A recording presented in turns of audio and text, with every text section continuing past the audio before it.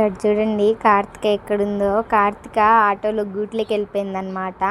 నాకు ఒక డౌట్, ఇప్పుడు ఆటోకి మనము మనీ ఇస్తున్నాము అంటే మనకు ఒక సీట్ ఉన్నట్టే కదా, వాళ్ళు ఏం చేస్తారు మళ్ళీ ఇంకెక్కడ ఎవరైనా ఎక్కితే కూర్చున్న వాళ్ళని లోపలికి దొబ్బేస్తారనమాట. అంటే హాఫ్ మనీయే కదా మేము ఇవ్వాలి, కానీ అలా చెప్తే ఎవ్వరు ఒప్పుకోరు. ఇక్కడ మేము వచ్చేసి కాలేజ్కి వెళ్ళిపోతున్నాము. మా మమ్మీ కూడా వచ్చింది ఆ రోజు. నా తలకాయ నొప్పి భరించలేక మా మమ్మీ వచ్చిందనమాట కాలేజ్కి. రీజన్ చెప్తే చాలా సిల్లీగా ఉంటుంది. ఆ రీజన్ అయితే నేను చెప్పాలనుకోవడం లేదు.